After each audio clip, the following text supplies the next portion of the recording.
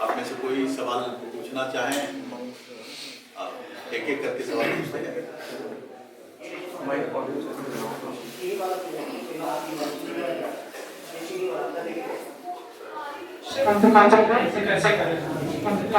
कैसे बना कैसे करें, कंसिस्टेंसी कैसे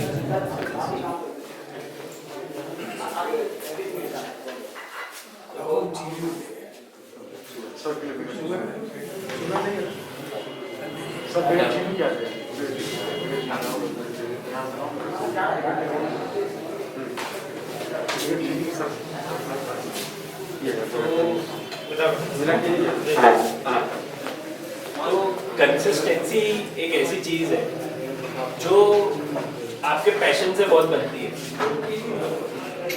कि जब आप नहीं पढ़ रहे तो आपको एक गिल्ट होना चाहिए, या फिर आप नहीं उस चीज को कर रहे हैं तो आपके अंदर एक गिल्ट होना चाहिए कि आज मैंने 9 घंटे का टारगेट बनाया था, यार अगर मैं 5 घंटे पढ़ रहा हूँ या फिर 3 घंटे पढ़ रहा हूँ तो मैं अपने टारगेट से दूर जा रहा हूँ। तो ये जो गिल्ट होती है ना, सेंस ऑफ गिल्ट बहुत जरूरी है। गिल्ट और एंजाइटी में बहुत बड़ी लाइन है। एंजाइटी पे नहीं जाना है, गिल्ट पे जाना है। तो वो गिल्ट पे ध्यान रखिए, अपने अंदर बनाइए। दूसरी बात, एक डेली में सिर्फ पढ़िए मत, बैलेंस बनाइए। जैसे मैं पहले भी कह रहा था, बैलेंस कैसे बनाइए कि जो आपको पसंद हो वो करिए। ऐसा नहीं दिन भर कर रहे हैं, आधा 1 घंटे के लिए उसमें समय निकालिए। ब्रेक्स लीजिए हर 2-3 घंटे। उससे क्या होता है, आप सिर्फ एक दिन नहीं पढ़ना है, आपको 1-2 साल पढ़ना है। तो वो एक धीरे धीरे आपकी एक प्रैक्टिस बन जाती है। तो कंसिस्टेंसी आपकी माइंडसेट से आती है, आपके पैशन से। कि जैसे मुझे हिस्ट्री पढ़ना इतना पसंद नहीं था, लेकिन मैं हिस्ट्री पढ़ने के लिए पढ़ नहीं रहा था, मैं यहाँ पे पहुंचने के लिए पढ़। तो जो भी आए पढ़ लेंगे, क्या जाने उससे। जैसे एक हफ्ते तो रेगुलर कंसिस्टेंसी बन जाती है, फिर एक हफ्ते बाद टूट जाती है, उसको कैसे मेंटेन करें? क्यों टूटती है? कभी सोचा कि क्यों टूट रही है? क्या करते हो, कंसिस्टेंसी नहीं होती तो फिर क्या करते हो एक हफ्ते बाद? टूट जाती है। मतलब पढ़ाई 2 घंटे तक होती रहती है, वो नहीं हो पाती। तो क्या करते हो, खेलते हो, कूदते हो, हाँ, ऐसे कामों में व्यस्त हो जाते हैं आप ऐसे। तो सबसे पहले फिर घर के काम होंगे, वो क्या होंगे, है ना?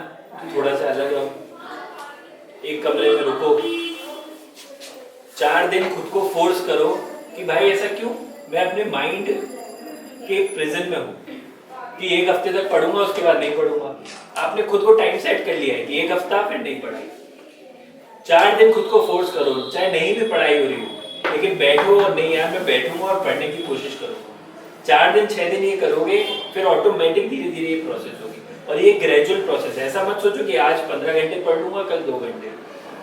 6 घंटे का टारगेट बनाओ, 7 घंटे का बनाओ, 8 का बनाओ, फिर धीरे धीरे बढ़ाओ। 9 घंटे पे जा रहे हो, इसलिए वो धीरे धीरे तुम्हारा पैशन बनो। 6 से स्टार्ट करो, 9 पे पहुंचो, तो ऑटोमेटिक कंसिस्टेंसी। और स्कूल में तुम बदतमीजी क्यों नहीं करते थे? स्कूल में कभी बदतमीजी की क्लास में?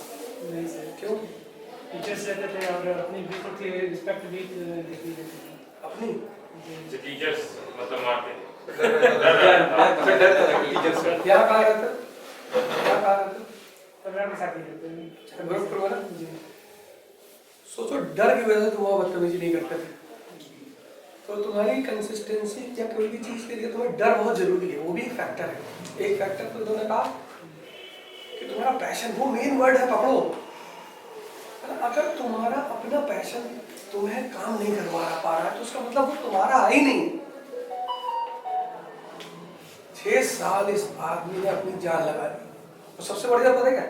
बिजनेस कम्युनिटी का आदमी बाहर जाके खुद 5,000 करोड़ कमा ले। ऐसा नहीं है कि कोई सामान्य घर था, ये वो था कि नहीं नहीं आईएएस नहीं बन, लेकिन एक जिद थी। शुभम अग्रवाल नहीं होगा तो आयरन मेटलर्जी की फैक्ट्री डाल देंगे। दूसरे अटेम्प्ट बाद बहुत लोगों ने सोचा, भाई मयंक अग्रवाल हमारे साथ एक लड़का था, उसका दूसरा अटेम्प्ट नहीं हुआ। उसने कहा पापा कह रहे हैं गुजरात में फैक्ट्री डाल, अब नहीं देंगे। लेकिन इस आदमी का पैशन कितना जबरदस्त था। किसी को तो वही तो पहला लाइन वही बोला, तुम पकड़े नहीं उस बात को, तुम उस बात को पकड़े नहीं जो पहली बात बोला कि पैशन। सपना जो है अगर वो तुम्हारे अंदर नशा नहीं पैदा कर पा रहा है तो वो तुम्हारा सपना नहीं है। सपने का काम ही क्या है? अब चलो अच्छा चूक गए, तो सपना नशा नहीं पैदा कर पा रहा है, तब डर पैदा करो। जब तुम्हारा टारगेट ना पूरा हो, यहाँ से श्रीनगर कितनी दूर है? 57-60 किलोमीटर, पैदल जाओ, बुद्ध का स्तूप पर पैर छोड़ चले, अगर वापस लौट गए सही सलामत, अपने अंदर डर पैदा करो। तुम्हारे मन को लगना चाहिए कि अगर मैंने इसके साथ बदतमीजी कर दी ये तो मुझे रुला मारेगा। जैसे हम खुद को पनिशमेंट कभी नहीं देते, इसलिए जहां हमें सेल्फ डिसिप्लिन की बात आती है वहां हम गैर जिम्मेदार हो जाते हैं। जहां हमें जैसे दिल्ली मेट्रो में लिखा कि थूकोगे तो पीटेंगे, लेकिन तुम्हारे घर में नहीं लिखा है ना, तो कभी कभी पता लगा तुम अपने घर की दीवार पे थूक दिए। जब सपना काम ना करे तो डर पैदा कर लो। अगर सपना बहुत ताकतवर नहीं है तो उसके पैरेलल में एक दूसरा हथियार खड़ा कर लो कि मैं अपने आप को दंडित करूंगा। तो मान लो तुमने 9 दिन पढ़े, अब तुमको लगा कि 1 हफ्ता मस्ती करेंगे, चले जाओ कुशीनगर पैदल, बेहोश भी हो सकते हो। लेकिन इससे क्या होगा कि तुम्हारे मन में एक डर पैदा हो जाएगा कि अगर मैंने इसके साथ बदतमीजी की तो अगली बारी बस्ती चला जाएगा पैदल। कुछ ऐसा करो कि तुम्हारे अंदर मन को डर लगे कि नहीं नहीं भैया ये जो करना चाहते हैं इसको करने दो, इसको छेड़ो मत। तो 2 फ्रंट पे काम करो, एक सपने पे और एक डर पे। चलो पूछो। मैराथन का खेल देखा है? मैराथन में लोग पार्टिसिपेट करते हैं ना, वो तुम्हारी सवाल का समाधान वो भी निकाल देगा।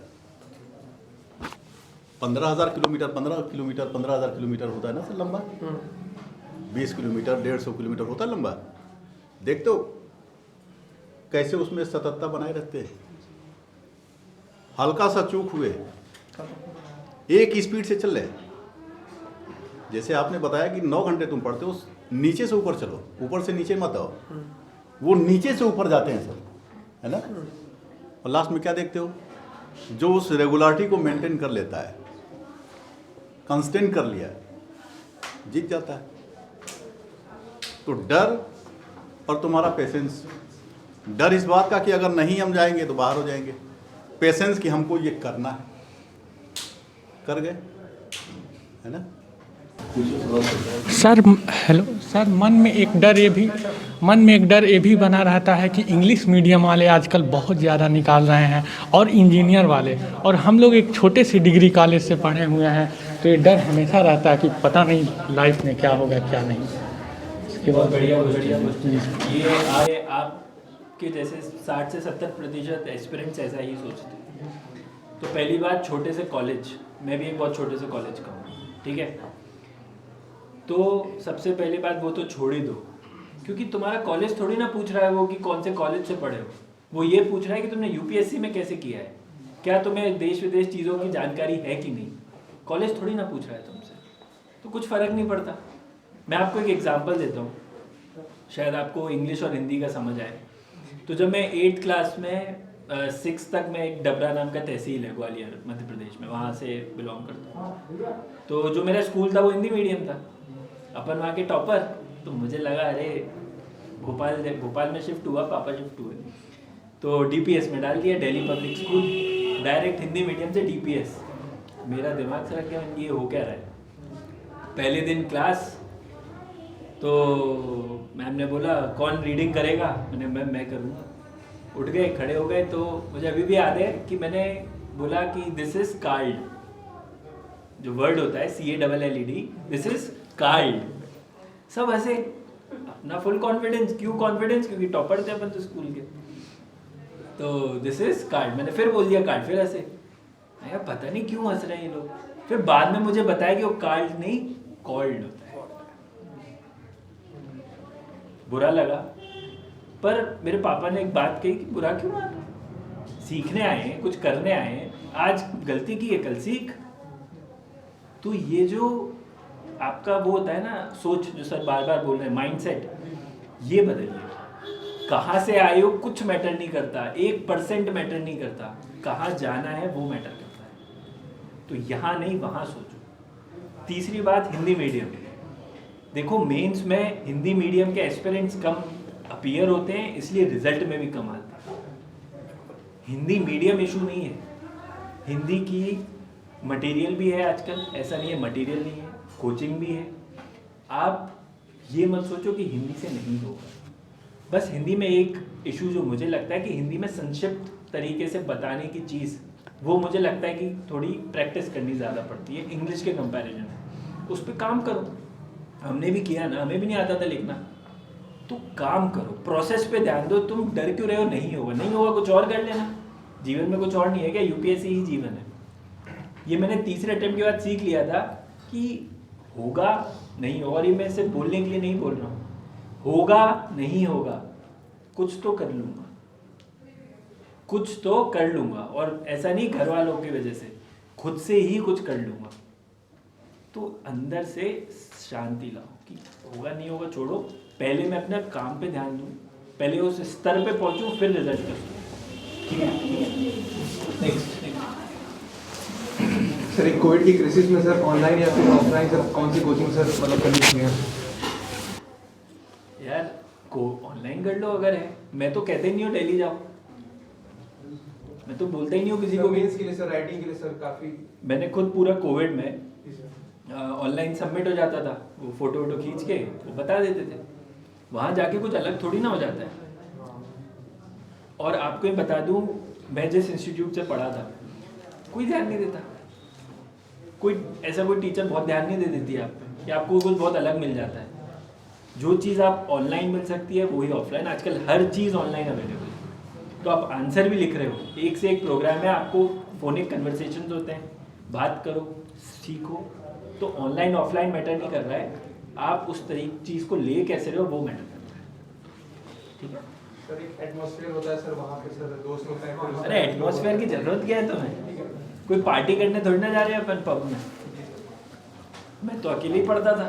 सर थोड़ा बताएं बच्चे को।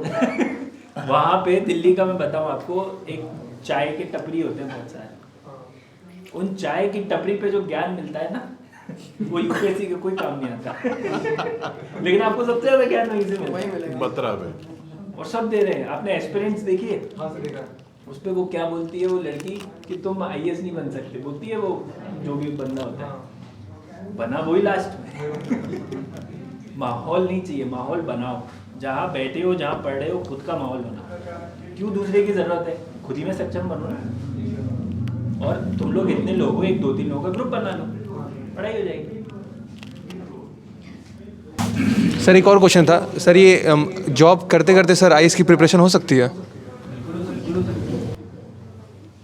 कितने घंटे जॉब करते हो?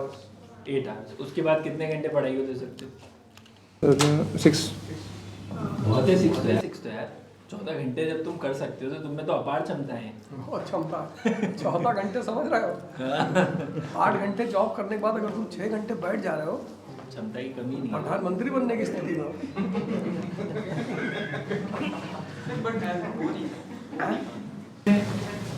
3 घंटे का जॉब भी करता हूँ।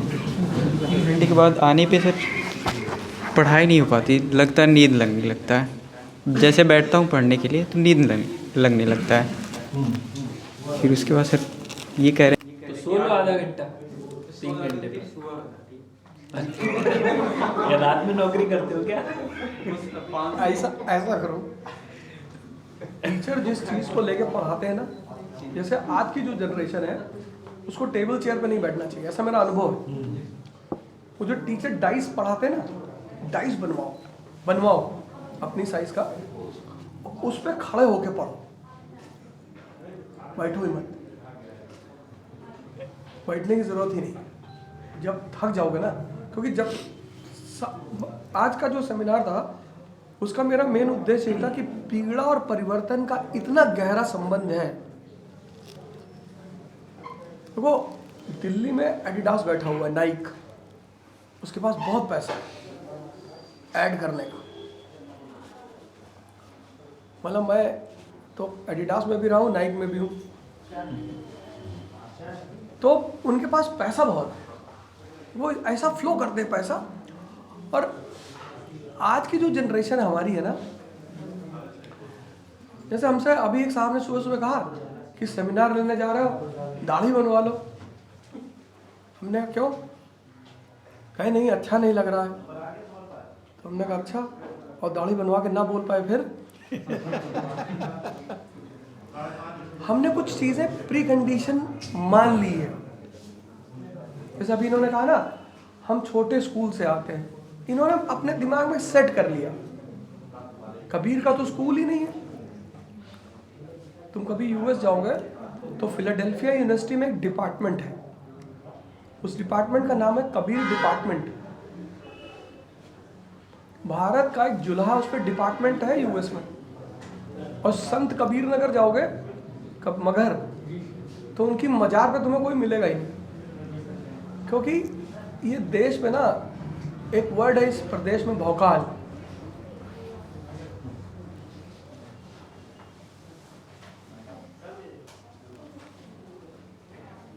भाई हमारा होटल यहीं बगल में है, हम पैदल भी आ सकते थे, लेकिन इस देश में क्या है ना, एक इसीलिए लूटे भी जाते हैं। तो तुम तो विद्यार्थी हो यार, तुम्हारे लोगों में क्या कमी पता है? उसी बात को मैं बार बार बोलता हूँ, बार बार। तुम उस चीज पे ध्यान नहीं देते जिस पे लड़ाई लड़ी जाती है। म्यान चमका रहे हो, उस पर चित्रकारी कर रहे हो, तलवार पड़ी हुई है, किताब ले आए हो, दिल्ली चले आओगे, लेकिन लड़ोगे तो मन के बल पे ना। मूवी देखते हो ना, इश्किया मूवी देखिए, इश्किया, नसरुद्दीन शाह और गोरखपुर की शूटिंग है। हाँ, गोरखपुर की शूटिंग है पूरी। उसमें एक सीन है शुरुआत में, अरशद वारसी और नसरुद्दीन शाह को वो जिंदा कब्र में दफन कर रहा है, जिंदा, और दोनों कब्र में बैठे हुए। तो जो आदमी दफन कर रहा है वो भी कुर्सी लगा के बैठा है। ये लोग पैसा लिए थे उसका, वो दे नहीं पाए, तो कह रहा तुमको लोगों दोनों को जिंदा दफन करेंगे आज। तो दोनों कब्र में बैठे हैं। अरशद वारसी को उसी समय एक चुटकुला सूझता है, कहता कोई आखिरी ख्वाहिश? कहता सर एक चुटकुला सुनाना। मरते वक्त कोई आदमी चुटकुला सुनाने की सोचे। याकूब मेमन से पूछा गया कि आखिरी ख्वाहिश? बोले मेरी बेटी से बात करा दे। ये जो अभी निर्भया केस में लोग लटकाए गए हैं, उसमें 3 लोग तो पैर पकड़े हुए थे कि साहब अब नहीं करेंगे। बोले वो अगली जन्म में, अब तो जाना है। सो तुम उस सीन को पर्टिकुलर पॉज करके देखो। कहता मुझे एक चुटकुला सुनाना है। क्या मेंटल स्टेटस रहा होगा उस आदमी का? कहता सुनाओ। सुनाता है। कहता एक मुर्गा था, एक मुर्गी थी। एक दिन मुर्गी ने मुर्गे से कुछ कहा, मुर्गा नाराज हो गया। उसने कहा क्या कहा मुर्गी ने? कहा सर ये तो कान में बताएंगे,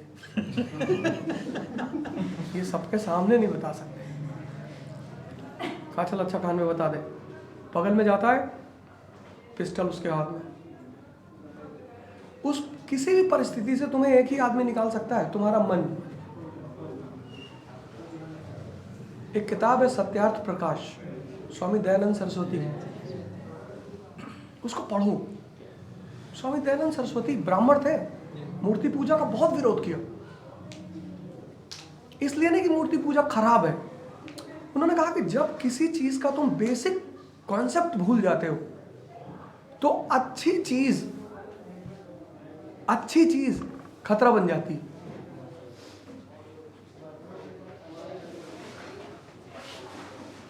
जब किसी चीज का तुम बेसिक कॉन्सेप्ट भूल जाते हो, किसी भी चीज का, तो अच्छी चीज खतरा बन जाती है।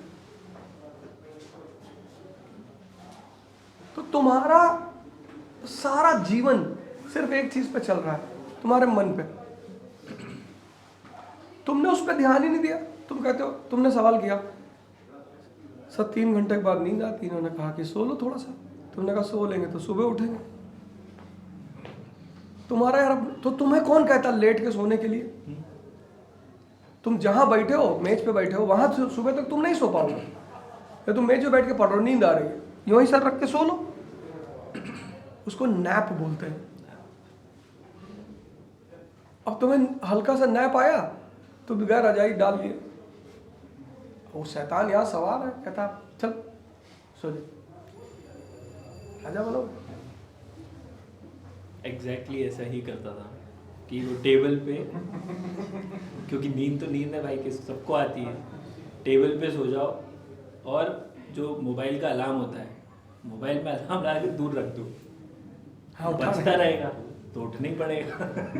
ये छोटी छोटी टेक्निक्स होती हैं ताकि खुद को पुश कर पाओ। कुछ बहुत विचित्र बातें नहीं है, बेसिक बातें, लेकिन अपन बेसिक की बजाय सब ऊपर की सोचते रहते हैं। तो 5 से 8 अगर नौकरी है, शाम को है ना, सुबह से शाम तक क्या करते हो?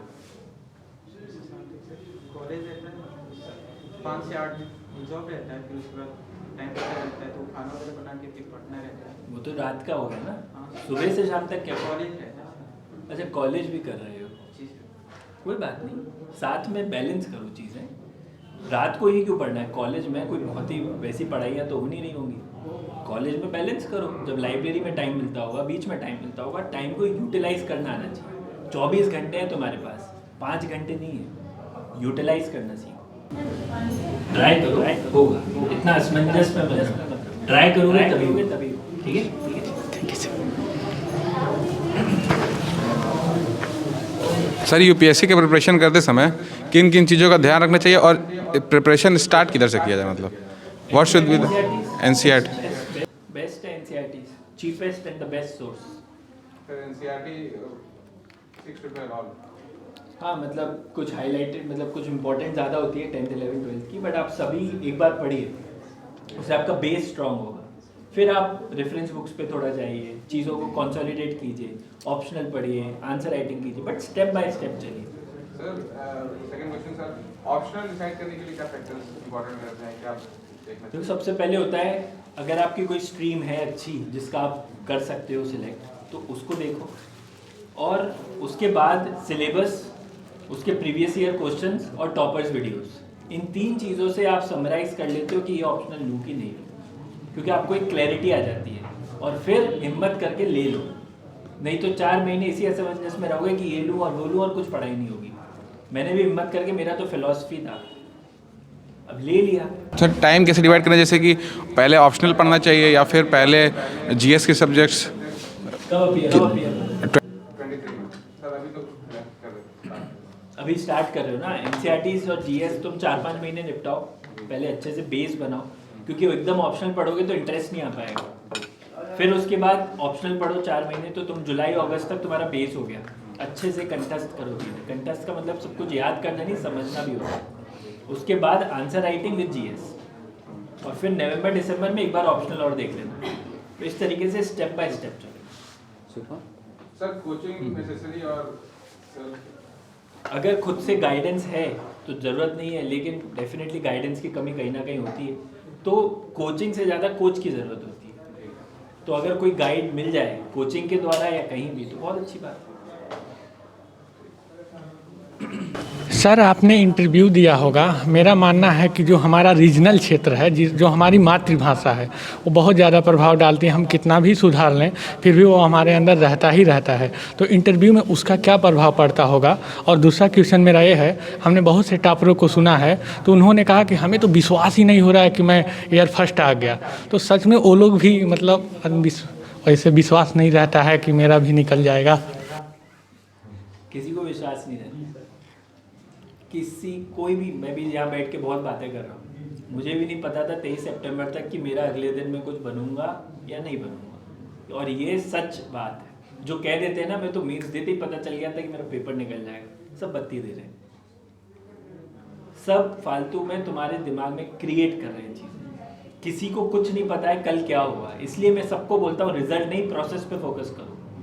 क्या तुम स्टेप बाय स्टेप, जैसे उसने पूछा प्रिपरेशन कैसे करें, तो क्या step by step her step को परफेक्ट कर रहे हो, तो रिजल्ट तो आएगा ना फिर। और नहीं आएगा तो तुम इतना कुछ सीख जाओगे कि तुम जो भी करोगे उसमें एक्सेल करोगे। तो प्रोसेस पे ध्यान दो, ये मत सोचो कि मेरे को पता था या नहीं पता था। किसको पता होता भाई, फर्स्ट रैंक आ जाते हैं, ऐसे तो पहले ही बता देते हैं कि हमारी आने वाली है। सेलिब्रेशन कर। और ये हमारी भाषा जो हमने पूछा है कि मातृभाषा कितना प्रभाव डालती है हमारे पे। इंटरव्यू में आपको ऑप्शंस रहते हैं कुछ भाषा पे, मुझे ये नहीं पता कि कितना क्या मातृभाषा पे रहता है, लेकिन आप चीज़ें सीख सकते हो।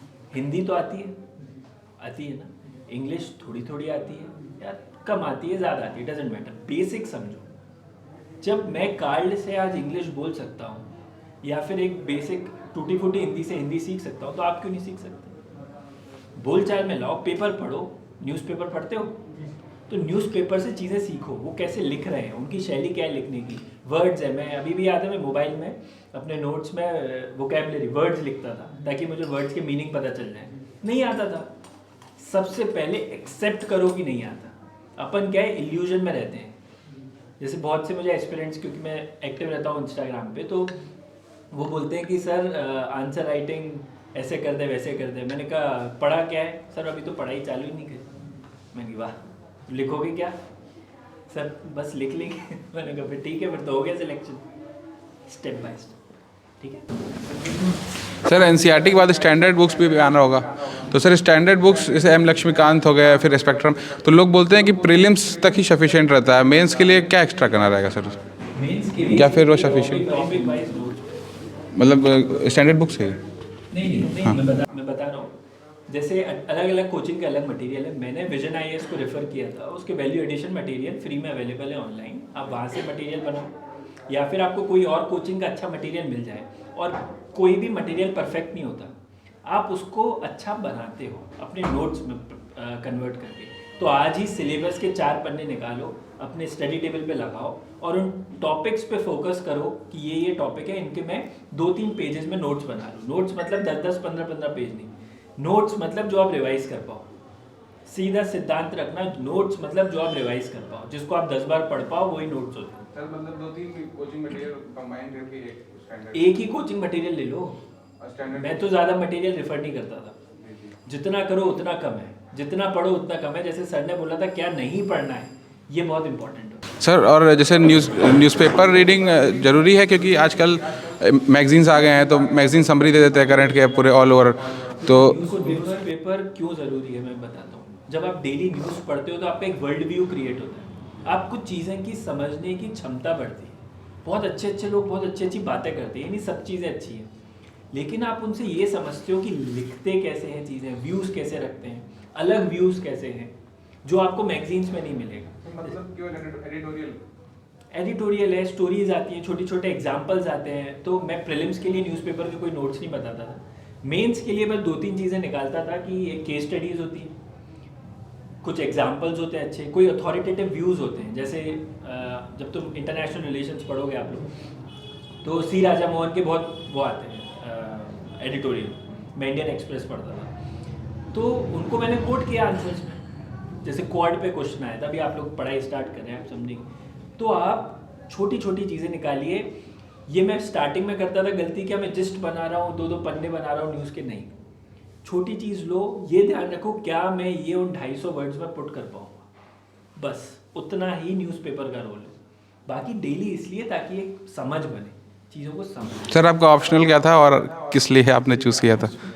फिलॉसफी था मेरा। मैं इतना सोचता नहीं था, मैं तो मन किया ले लिया। मैंने कहा चलो कुछ अलग पढ़ेंगे। मैं इकोनॉमिक्स ऑनर्स हूँ, तो बिल्कुल ही डिफरेंट था। मेरा मन किया, मैंने कहा ले लेता हूँ, तो मैं ले लिया। इसलिए बोला ज़्यादा लोड मत लिया करो, डिसीजन ले लिया तो ले लिया, अब उसको सही। सर आपको 6th अटेम्प्ट में हुआ शायद, 5th में, तो सर कंसिस्टेंसी आप कैसे अपने अंदर से लाएगी? बताया ना मैंने कि 3rd अटेम्प्ट से मेडिटेशन, एक्सरसाइज, और एक जो मुझे बहुत बड़ी होप दी, स्पिरिचुअलिटी ने मुझे बहुत होप दी। स्पिरिचुअल कनेक्ट लाइफ में इतना इंपॉर्टेंट होता है, क्योंकि अपन मॉडर्न नहीं वेस्टर्न होते जा रहे हैं। मॉडर्न होना ज़रूरी है, लेकिन आप स्पिरिचुअलिटी मत बोलो। मैं रिलीजन की बात नहीं कर रहा हूँ, मैं स्पिरिचुअलिटी की बात कर रहा हूँ। आप इर्रिस्पेक्टिव ऑफ कोई भी रिलीजन हो, जब आपको एक होप रहती है ना कि आपके साथ एक एनर्जी खड़ी है, तो आप जीवन में कुछ भी उखाड़ सकते हो। और मैं लिटरली बोल रहा हूँ, आप कुछ भी कर सकते हो। तो ये मुझे एक होप मिली थी। 4th अटेम्प्ट से मैं स्पिरिचुअली बहुत कनेक्ट हो गया था। इनिशियली सेल्फिशनेस के लिए था, मैं झूठ क्यों बोलूँ कि यार शायद सिलेक्शन हो जाए, वही पंडित एंड ऑल। लेकिन फिर मुझे समझ में आया ये सब हटाओ, बस स्पिरिचुअल कनेक्ट होना चाहिए। तो वो चीज़ें सीखो, करो, बिल्कुल आप एज एन ऑफिसर नहीं, एज अ पर्सन बेटर हो। सर जैसे सर ओजस सर का मैं लेक्चर देखता था तो उसमें सर मेडिटेशन का काफ़ी आपने बोला था सर, मेडिटेशन पे ट्राई कर रहा था तो ध्यान भटकता बहुत जल्दी है और फिर कंसिस्टेंसी उसमें तो बचपन में शायद तुम नहीं खेले होगे, कुछ लोग होते हैं ना जो खेल खेल में परेशान बहुत करते हैं। तो हमारे एक मामा के लड़के हैं, बड़े हैं, हमसे कहा कि यार अगर यहाँ पे 100 बार ऐसे ऐसे कर लोगे तो रोशनी दिखाई पड़ेगी। हमने कहा अच्छा। तो अनुभव से ही आदमी सीखता है कि हर बात हर आदमी की नहीं मानी जाती। तो 100 बार कर लिए, 10 महीने दाग रहा। सोचो 100 बार करने पे 10 महीने दाग रहा, यानी तुम्हारी उम्र कितनी, 20 साल। 20 साल तुमने अपने मन को जिस तरह पाला है कितना स्ट्रांग होगा। 100 बार रगड़ने का दाग 10 महीने में खत्म हुआ, तो 20 साल का जो ट्रेंड मन है, ट्रेंड हमारी जीवन की जो सबसे बड़ी चीज़ है मेरे पिताजी। क्योंकि हम गांव से थे, हम पहली बार स्कूल गए थे तख्ती लगे, कल मैं वही बात बोल रहा था, जैसे गांव में ले आते ना तख्ती नरकुल वाली दवा। लेकिन हमारे पिताजी पता नहीं, मैं एक ही लड़का हूँ उनका, मैं एक भाई एक बहन। तो एक बार क्या हुआ कि ऐसे ही हमने कहा लोअर का फॉर्म डाल लेते हैं, पापा रिटायर होने जा रहे हैं तो देख लें शायद हो सकता है लोअर में हो जाए। तो उन्होंने कहा, हमने कहा यार लोअर का फॉर्म डाल लें। तो बहुत दुखी हुआ, कहा जब हम मर जाएंगे तो तुमको खाने की चिंता नहीं रहेगी।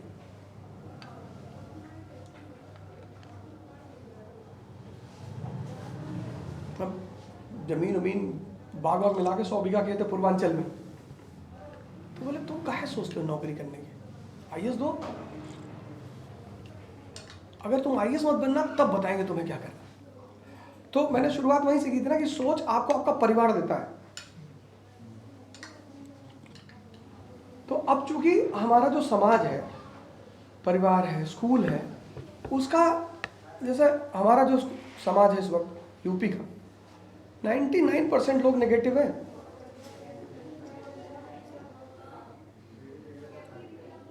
उन 99% नेगेटिव लोगों में तुम एक अकेले खड़े हो। अब जब तुम एक दिन एक काम करो, कहीं कपड़े वपड़े की दुकान पे खड़े हो गए, कोई कपड़ा खरीद रहा है तो उसको धीरे से कह दो बेकार है, आने वाली है, धुले रंग ही खत्म हो गया। 90% लोग नहीं लेंगे।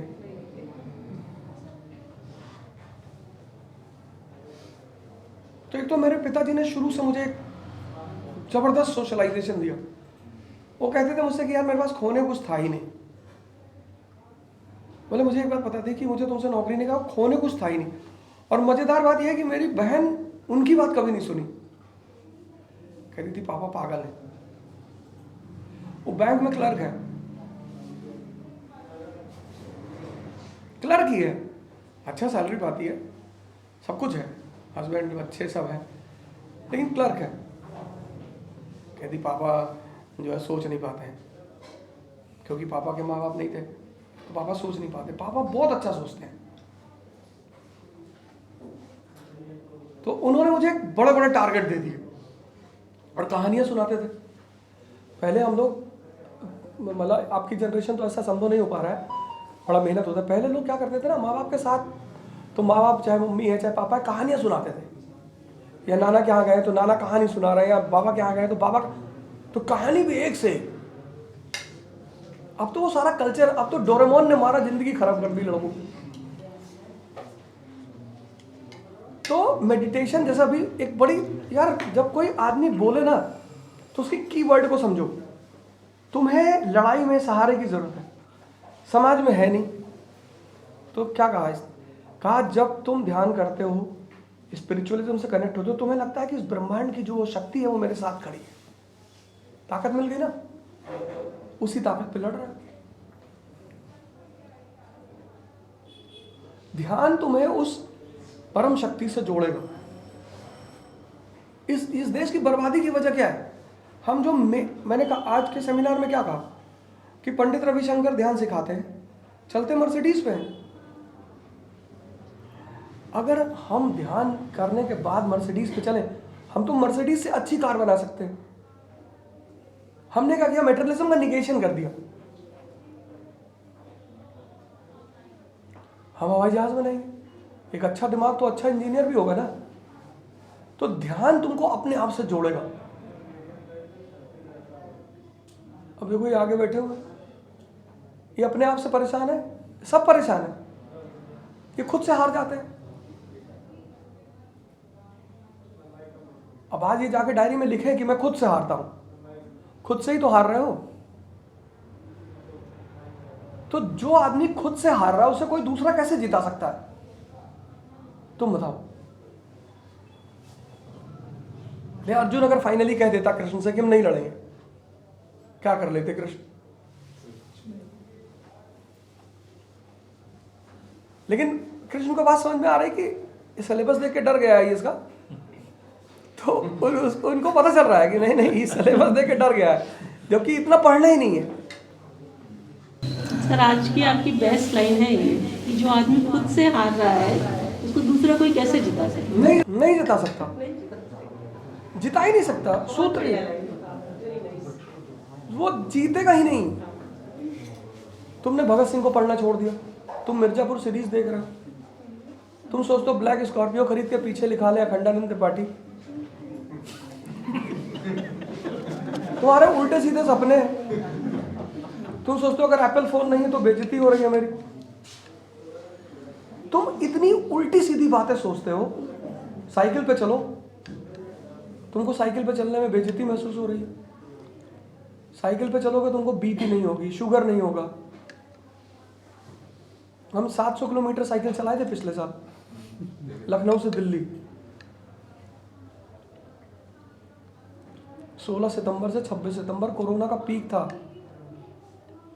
और मेरे साथ 12 लोग थे और सब यंग लड़के थे। यूपी के बहुत बड़े नेता, तो उन्होंने हमसे आके कहा कि ओझा जी बीच में कहीं रुक जाएंगे। अरे मैंने कहा सर बीच में आप भी हमारे साथ चलाएंगे, और चलाए। तुमने दरअसल उल्टी सीधी एक परसेप्शन बना लिया है,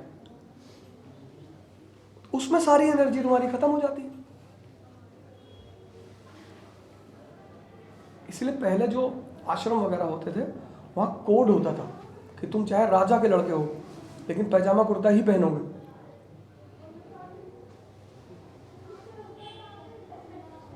तो बुद्ध के पास काशी नरेश का कोई रिश्तेदार आया, तो आनंद ने कहा कि काशी के राजा के रिश्तेदार हैं। बोला बाहर बैठा, क्या करें?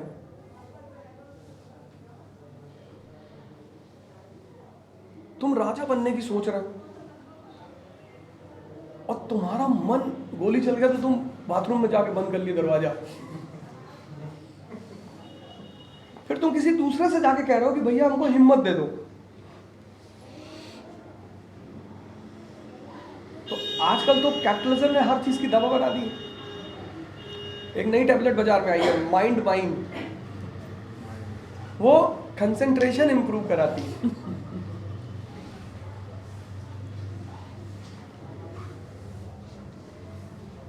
कंसंट्रेशन मतलब नशा।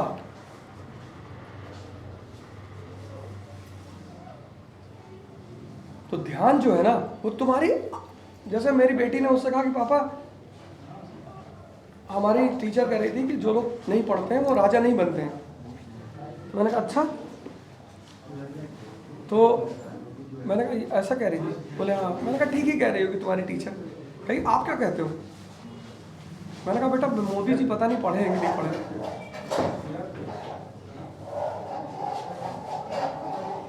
तुम्हारी आंतरिक शक्ति तुम्हारी बाह्य अचीवमेंट का आधार है। मैं अभी मसूरी गया था, तो लाइब्रेरी से एक जगह पड़ती है वहाँ कंपनी गार्डन, क्या जी। तो हमने रिक्शा किया, रिक्शा, और पहाड़ी इलाका है, ऐसे चढ़ाइयाँ हैं। तो एक रिक्शे पे 3 लोग बैठे हुए थे। हमने कहा रिक्शे में घूमेंगे, मज़ा आ रहा है। तो रिक्शा वाले ने कहा कि भैया 100 रुपये लेंगे, 4 किलोमीटर है।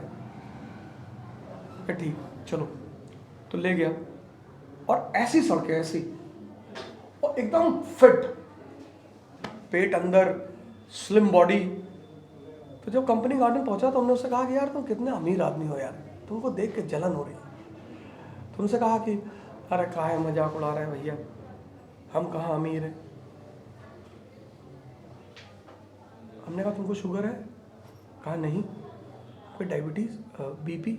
कहा नहीं। फिर चावल खाते हो? कहा भैया चावल और मुर्गा बहुत खाते हैं। तो मेरे साथ जो आदमी था, मैंने उससे कहा देखो, इसको अपनी अमीरी का एहसास ही नहीं, बस इसीलिए गरीब है।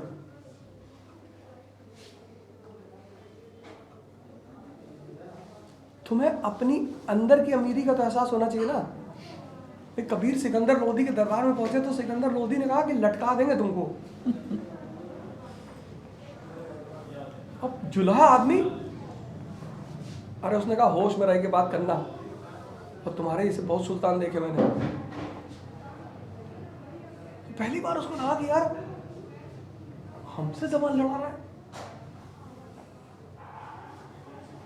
तो मेडिटेशन तुम्हारी आंतरिक शक्ति को जिंदा करता। एक मंत्री जी से मैं मिलने गया तो मैं अंदर गया तो उन्होंने कहा ओझा जी मैं अगर आपको भगा दूं तो क्या होगा? मैंने कहा आप घनानंद हो जाओगे, मैं चाणक्य बन जाऊंगा।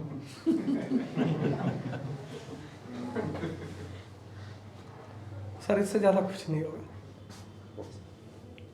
क्या बैठो यार, काहे पत्ते बिजी करेंगे हम तुम्हारे साथ। ये है मेडिटेशन, इस देश की सबसे बड़ी उपलब्धि। देखो मेन सार इस आदमी ने तुम्हें बता दिया कि जब मेरा अटेम्प्ट नहीं हुआ, और खुलकर कि पहले तो मैं सेल्फिश भाव से जोड़ा, लेकिन बाद में मुझे पता चला कि नहीं यार, इस आदमी ने अपनी अंदर की शक्ति को यूज करना सीख ली। इसलिए मुझे बार बार बहुत लोग हमको हमारे ऊपर इल्जाम लगाते कि आप पढ़ाते नहीं है, क्यों पढ़ाए? नहीं रहने दो, क्यों पढ़ाए? 16 साल स्कूल में पढ़े, तुमको कुछ आता ही नहीं है। पढ़े ना 16 साल, 14 साल स्कूल में पढ़े, 3 साल ग्रेजुएशन किए, 17 साल पढ़कर जब तुम कंपटीशन देने आए, तुम्हारा बैकग्राउंड क्या है एजुकेशनल? हाँ नहीं, 10+2 किस सब्जेक्ट से किए हो? मैथ से। साइंस मतलब पीसीएम है? कंपाउंड क्या है? कंपाउंड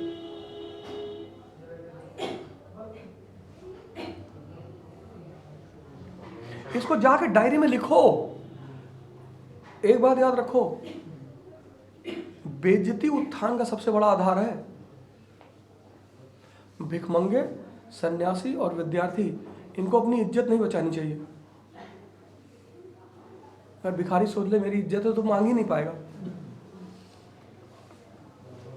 और स्टूडेंट सोच ले मेरी इज्जत है तो सीख ही नहीं पाएगा। जब इज्जत है तो क्लास में क्यों बैठे हो? सोचो तुमको कंपाउंड नहीं पता, कितनी बड़ी बात है। क्लास 6 में पढ़ाया गया होगा तुमको। ये डायरी में लिखने की बात है कि अरे यार, और सब चीज रटी थोड़ी जाती है। जैसे हिस्ट्री में बहुत सारे फैक्ट हैं जो मुझे नहीं याद रहते हैं, हमें आज भी किताब देखना पड़ता है, आज भी अपने नोट्स देखने पड़ते हैं क्लास जाने से पहले। ऐसा नहीं है कि हम ओमनिपोसेंट हैं कि कुछ करने की जरूरत। हम भी जब क्लास जाते हैं तो शाम को बैठकर एक बार लेक्चर को देखते हैं कि यार कोई फैक्ट मिस ना कर जाए, लेकिन कॉन्सेप्ट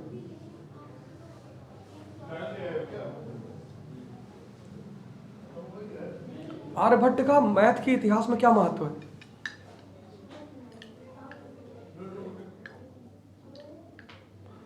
पूछ लेगा तुमसे इंटरव्यू में कि गणित के इतिहास का भारत में सबसे महान व्यक्ति है आर्यभट्ट। क्यों? और आर्यभट्ट को महान बनाने वाले हैं भास्कराचार्य। आर्यभट्ट को तो कोई जानता ही नहीं था। जैसे कॉपरनिकस कुछ बता के थोड़ी गया था। कॉपरनिकस चर्च से इतना डरा हुआ था कि उसने अपने सारी खोज को छुपा के रखा था कि अगर हम बता देंगे तो ये पादरी हमको मार डालेंगे। उसको महान बनाया केपलर ने, और केपलर की भी बात को बाहर फैलाया गैलीलियो ने। जब पोप को पता चला कि कॉपरनिकस ने लिखा है कि धरती ब्रह्मांड का केंद्र नहीं है, उसकी डेड बॉडी कब्र से निकलवा के जलवाया। सोचो चर्च के खिलाफ बोलने का कितना बड़ा अंजाम होता था उस वक्त। अगर केपलर और गैलीलियो नहीं होते ना तो कॉपरनिकस को कोई जान ही नहीं पाता। यह है मेडिटेशन। तो तुम्हें वापस उस रास्ते पर आना ही पड़ेगा। आज आ जाओगे ज्यादा अच्छा है। शुभम की बहुत सारी बातें बड़ी अच्छी हैं। एक सबसे बड़ी बात है जो आदमी करते बहुत सारे लोग हैं लेकिन बताते नहीं। एक्चुअली हम एक कुछ दुनिया में ऐसे लोग हैं भारतीय जो अपने कल्चर को बड़ा इंफीरियर समझते हैं। ये 2-3 लोगों में से हैं जो मेडिटेशन पे इतना एम्फसाइज कर रहे हैं। नहीं, आमतौर पर सारा क्रेडिट लोग खुद ही ले लेते हैं। I was in class 7th and I thought I will be IAS। तो ये बड़ी अच्छी बात है कि आप उस पर बता रहे हैं। तो यार ध्यान के बिना तो संभव नहीं, कोई बड़ा खेल ध्यान के बिना संभव है ही नहीं। सर एक क्वेश्चन और था ध्यान को लेके। सर मेडिटेशन कर रहे हैं तो फिर ऐसा क्या सोचना चाहिए जिससे कंसंट्रेट रहे? अगर मेडिटेशन को समझाया जाता है, सुनना बात, अगर मेडिटेशन को समझाया जाता तो बुद्ध अपने बेटे को अरहत कर देते। जैसे अगर मुझे ये पता चल जाए कि यार जैसे आईएएस का जो गेम है, मुझे पता है क्या क्या करना है, लेकिन कुछ सीमा के बाद मैं उसे समझा नहीं पाऊंगा, वो तुम्हें इवॉल्व करनी होगी। नहीं तो हम अपने सारे घर वालों को आईएएस ना बना दें, ये अपने सारे घर वालों को आईएएस ना बना दें। मेडिटेशन सबसे बड़ा रहस्य मेडिटेशन का यही है कि तुम्हें कुछ करना ही नहीं, तुम कर ही नहीं सकते, वहां करने वाला कोई और है। लेकिन शुरुआत जब हम करते हैं तो हम कहते हैं कि हम ध्यान कर रहे हैं। वहां की खूबी है मेडिटेशन की कि अगर तुम अच्छे प्रतीक्षा करने वाले हो और तुम्हारे अंदर वेट करने का अगर क्षमता है, आंख बंद करके बैठ गए, अब ये बम्बार्डमेंट कर रहा है 50,000 विचार एक सेकंड में, और जब समुद्र मंथन होगा तो सबसे पहले जहर निकलेगा, फिर अमृत निकलेगा। तो जब तुम ध्यान करोगे तो सबसे पहले वो विचार तुमको हमारे पास आएंगे जो जहर है, कि मैं मर रहा हूं, खट से आंख खुल जाएगी। फिर ये बहुत शातिर है ना, ये तुमसे कहेगा कि यार अगर ध्यान करने से सब लोग आईएएस बनते तो कोचिंग सेंटरों में पहले ध्यान ही सिखाया जाता। ये भी तो तर्क बड़े जानदार देता है। तुम एक बात गौर करो, जो चीज तुम करते हो उसके सपोर्ट में तर्क बड़ा स्ट्रांग रखता है। मान लो तुम सिगरेट पीते हो तो कहेगा नेहरू जी भी पीते थे।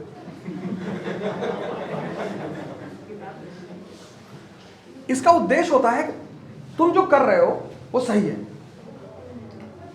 तभी तो कबीर ने कहा कि बुरा जो देखन मैं चला, क्योंकि अपनी बुराई और अपनी बदबू, ये दोनों चीज, कुछ लोग होते ना सॉक्स पहन के चले आए कमरे में, 4-5 लोग बेहोश हो गए, उनको खुद को नहीं पता चल रहा है कि क्या हो रहा है। अपनी बुराई और अपनी बदबू खुद को कभी नहीं पता चलती, इसीलिए गुरु का बड़ा महत्व है।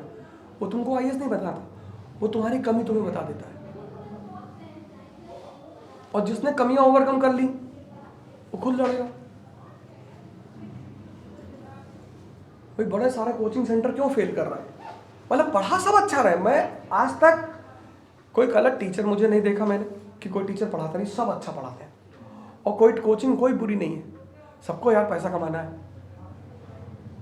हम पूना गए थे तो एक लड़के ने हमसे कहा कि आप पूना क्यों आए? मैंने कहा पैसा कमाने आए। लेकिन मेरा मानना है कि प्रोडक्ट एप्पल की तरह होना चाहिए, शानदार। कि लोगों का ड्रीम प्रोजेक्ट हो जाए कि भैया एप्पल रखना है। एप्पल देखो रिपेयर का कोई कॉन्सेप्ट नहीं है, रिप्लेसमेंट का कॉन्सेप्ट है। तुम खरीद के लेके आए, बोले फंक्शन नहीं कर रहा, बोला नया ले जाओ।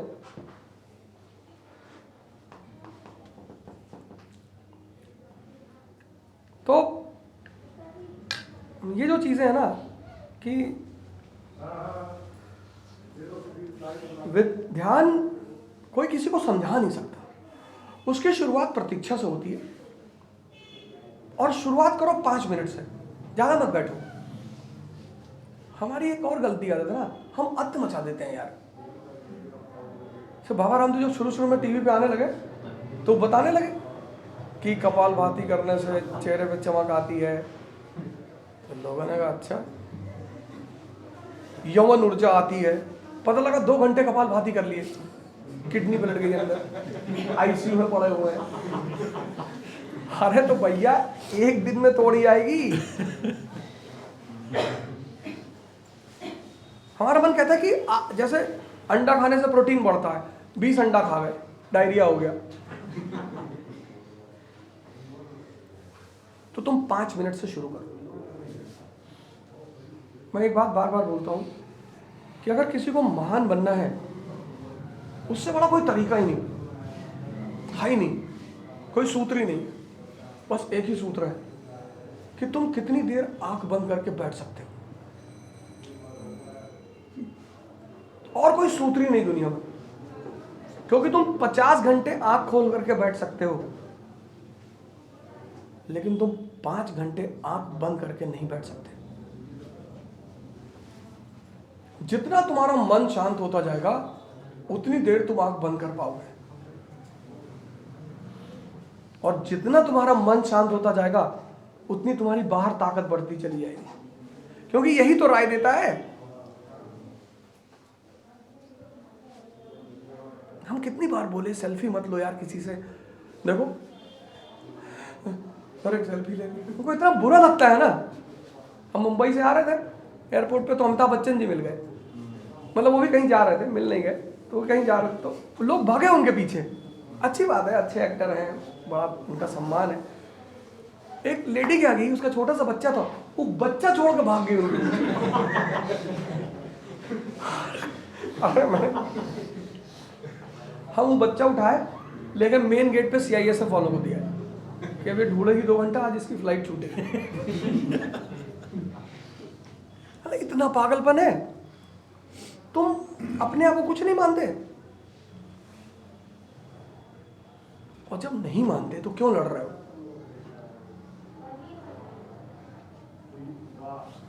हम रजत से कह रहे थे कि यहाँ जो एडमिशन होगा उसका पैरामीटर होगा कि जैसे बहुत लोग आते हैं, भैया हम गरीब हैं, ठीक, हमारे साथ 10 किलोमीटर दौड़ो। जो 10 किलोमीटर दौड़ेगा उसका 50% फीस माफ, 15 सब 75%। कम से कम तुम पैसा नहीं दे रहे हो तो तुम्हारे अंदर ताकत है, लड़ोगे तो। एक बार एक लड़का है, हमसे कहा फीस कम करा दीजिए, हमने करा देंगे, हमारे शहर का था, हमने करा देंगे, करा दिए।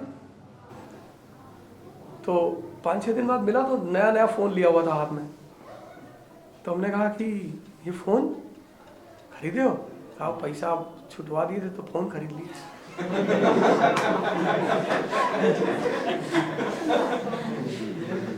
फिर हम मैनेजमेंट के पास गए, हम कहे इससे पूरा पैसा लो। भाई 40,000 रुपए की छूट मिली, तुम रख लेते अपने पास। हो सकता किसी महीने में पिताजी के पास पैसा नहीं होता, किताबें खरीद लेते। फोन क्यों लिया है तुम?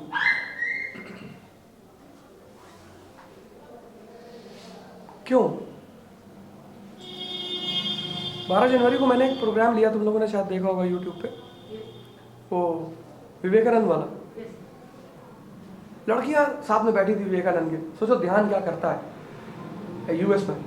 तो लड़कियां, मतलब वहाँ सन्यासी का मतलब लोग भिखारी समझते थे विवेकानंद से पहले। तो अमेरिकी लड़कियों को मजाक सूझ गया कि आओ उसको परेशान करिए।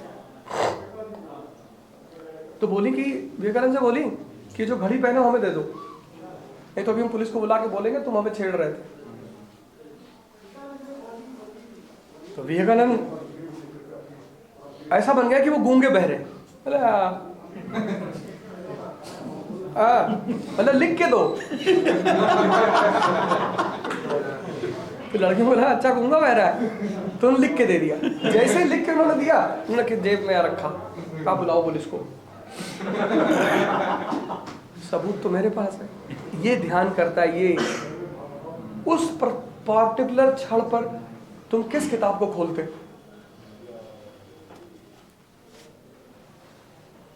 तो 5 मिनट से शुरू करो और 5 घंटे तक पहुंचाओ। और जिस दिन तुम 5 घंटे आंख बंद करके बैठने लगे, उस दिन तुम्हारी पहुंच इतनी ऊंचाई तक होगी जिसका कोई अंदाजा नहीं होगा।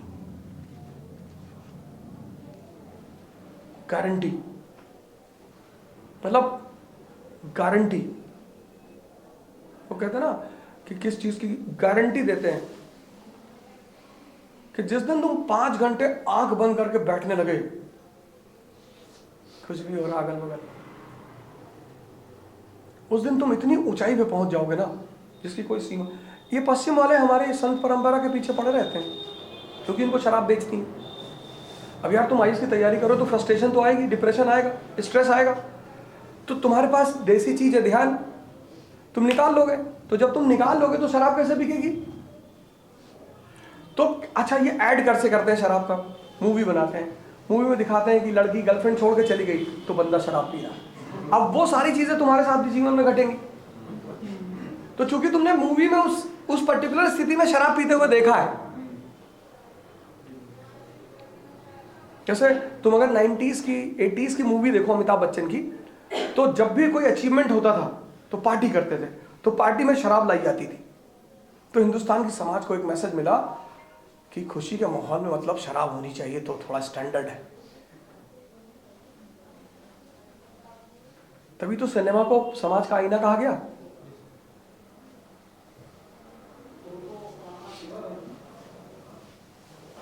कोई मूवी बनी ध्यान के ऊपर? कोई नहीं बनी, क्योंकि जानते हैं कि 1 अरब 30 करोड़ का देश, अगर 70 करोड़ ध्यानी हो गए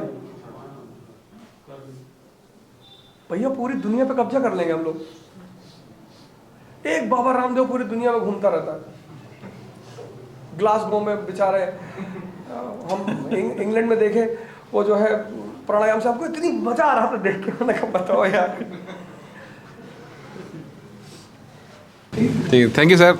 और सेल्फी सर सोच रहा था मैं लेने के लिए, लेकिन आपने विराम लगा दिया।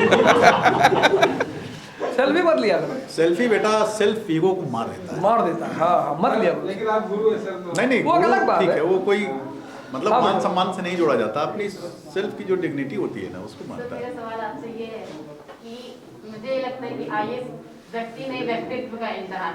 हाँ बिल्कुल बिल्कुल। शुरुआती में अभी मेरे पास 9 साल है, तो मैं ऐसा व्यक्तित्व निर्माण, एक नौकरशाह, एक परफेक्ट नौकरशाह, मतलब अपने देश को उस मुकाम तक ले जा सकूं, हाईएस्ट टू हाईएस्ट, वैसा डेवलपमेंट मतलब व्यक्तित्व में कहाँ से शुरुआत कर सकता हूँ उसको निर्माण की। नहीं, तुम क्यों नौकरशाह बनने की सोचते हो? तुम एवरेस्ट पे चढ़ने की सोचो, अरावली पे अपने आप चढ़ जाओ। तुम सोचो मैं आज से 20 साल बाद इस देश की प्रधानमंत्री बन जाऊंगा। थोड़ा लार्जर गोल बनाओ, थोड़ा बड़ा बनाओ। अगर आईएएस बनने के लिए व्यक्तित्व चाहिए तो पीएम बनने के लिए भी तो चाहिए।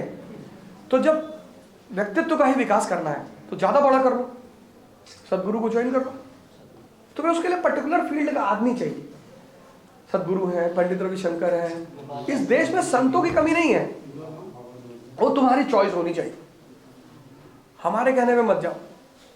कुछ चीजें है ना खुद से चुननी चाहिए। जैसे फिलॉसफी ले लिया, इकोनॉमिक ऑनर्स का लड़का फिलॉसफी पढ़ रहा है, कितनी सरप्राइजिंग बात रही होगी तुम्हारे लिए। गौरव अग्रवाल फर्स्ट रैंक थी इकोनॉमी से ना, तो अगर ये आदमी लीग पे चलने वाला होता तो इकोनॉमी ही लेता। इस आदमी ने लीग तोड़ दिया कि हम तो फिलॉसफी पढ़ेंगे, कुछ नया सीखेंगे, मजा आएगा। यही पर्सनैलिटी। तो हमसे मत पूछो, कुछ चीजें खुद से करनी चाहिए। तुम अपना गुरु खुद से चुनो। तो किसी ऐसे आदमी को हिंदुस्तान में चुनो जिसको तुम्हें लगता है कि ठीक है कुछ सिखा रहा है, ज्वाइन करना चाहिए। सदगुरु कराते हैं ना इनर इंजीनियरिंग का कोर्स वगैरह, बहुत अच्छा कराते हैं। मैं उनकी बहुत सारी बातों से बहुत सहमत रहता हूँ, अच्छा करते हैं। पंडित रविशंकर भी हैं, दिव्य ज्योति जागृत संस्थान वाले हैं, वो भी ध्यान कराते सब हैं। लेकिन मैंने देखा कि इस देश में जो संत परंपरा है ना, वो अपने आप को ऐड नहीं कर पाती। मतलब मार्केटिंग कैपिटलिज्म का मेन चीज क्या है? प्रेजेंटेशन। हेलमेट का ऐड करते हैं, क्या करते हैं ऐड? एक नारियल रखते हैं सामने, फिर एक हथौड़ा लेते हैं, मारते हैं नारियल पे, तो नारियल बिखर जाता है। फिर बगल में हेलमेट रखते हैं स्टड का, कहते हैं मर्जी है आपकी, आखिर सर है आपका।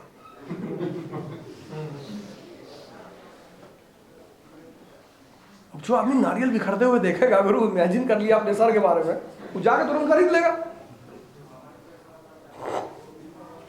तो ऐसे इस देश की जो संत परंपरा है वो ध्यान को समझ नहीं पा रही। मेरे पास एक ग्रुप है, पूरा यूएस का ग्रुप है, सब लड़के यूएस के, वेल स्टैब्लिश्ड, तो सब ध्यानी है। और हमारा गुरु है इलाहाबाद में, है करीब 85 साल के। एक हमारे इलाहाबाद के दोस्त उनसे मिलने गए, तो गाना गाते रहते हैं। मतलब उनके पास जब भी कोई जाता है ना, तो गाना गाते हैं। प्रवचन जैसे लोग आमतौर पे बोलते हैं वो नहीं बोलते, तुम मिलने जाओगे ना, गाना गाने लगे। तो 20-25 मिनट बैठे थे, वो गाना गा रहे थे।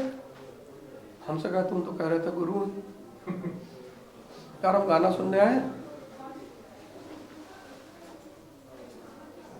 तुमने कहा गाना सुनने नहीं। जैसे मैं उनसे पहली बार मिला तो उन्होंने गाना गाया, इस अंजुमन में आपको आना है बार बार, दीवारे दर को गौर से पहचान लीजिए। हमने कहा जी। हम गए, तुरंत पैर छुए, हम समझ गए हमको इशारा कर रहे हैं।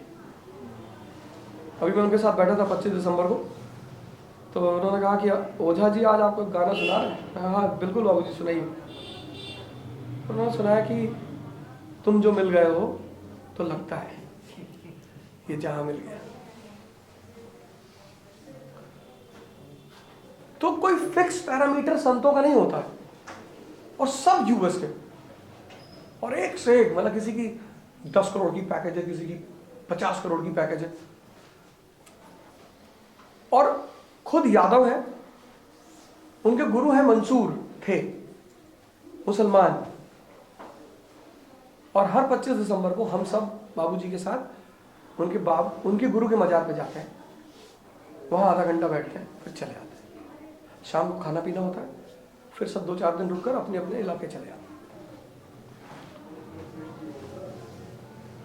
तो तुम अपना गुरु चुनो, अपना रास्ता खुद से चुनो, और थोड़ा सा टाइम लगेगा पर कोई बात नहीं, हो जाएगा। सर आपने कहा कि एनसीईआरटी ब्रह्मास्त्र है, सभी एग्जाम के, हिंदुस्तानी कोई भी एग्जाम है, कुछ भी है, उसके लिए ब्रह्मास्त्र है। तो ये मेरे साथ अभी जितने भाई भैया लोग हैं, उन सबके पास एनसीईआरटी, सबके पास ब्रह्मास्त्र है। बस बात ये है कि ब्रह्मास्त्र का इस्तेमाल कर रहा है, तो उससे एक्यूरेट निशान लगाया कैसे जाएगा? हर आदमी अर्जुन नहीं है ना। वो जो युधिष्ठिर, वो जो द्रोणाचार्य की कहानी, वो बेसिकली हमारी कहानी है। वो जब 5 भाइयों को बुलाते हैं, वो कहते हैं निशाना लगाओ। अब 100 लोग क्लास में बैठे हैं, कहने को सब तैयारी कर रहे हैं, लेकिन पता नहीं किसका मन कहां अटका हुआ है।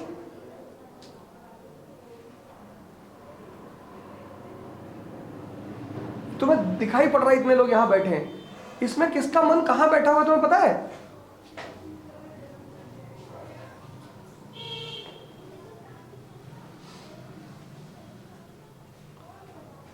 अर्जुन का मन उसके साथ था, वो आईएएस बन गया।